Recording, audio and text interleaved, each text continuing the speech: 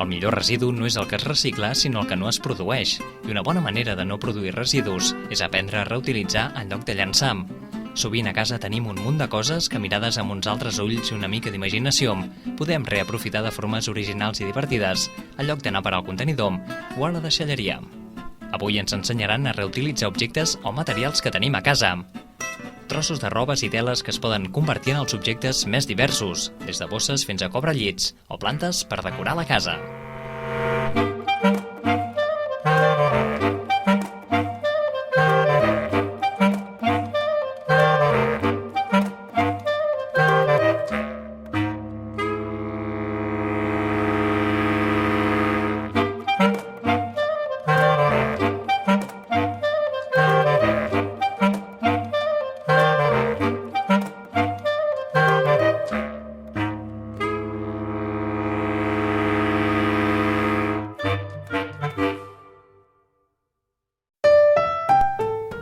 Pa sec que farem servir per un deliciós plat de sopa torrada.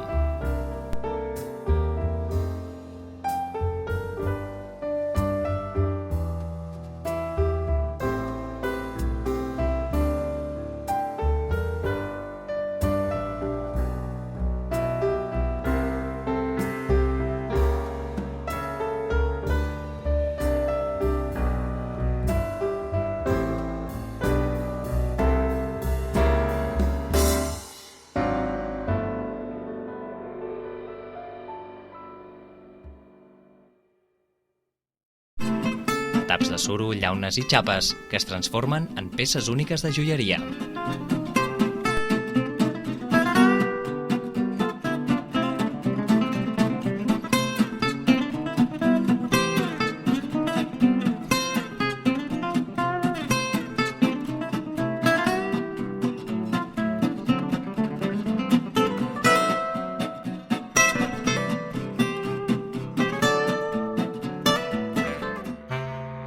Recordeu, a més, que tenim altres recursos molt propers que ens permeten aprofitar coses que nosaltres ja no volem.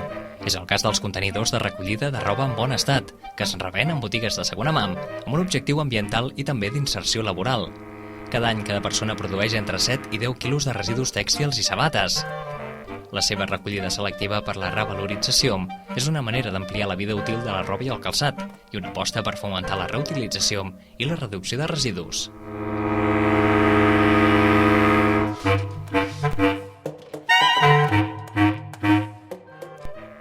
Recorda, el millor residu és aquell que no es produeix.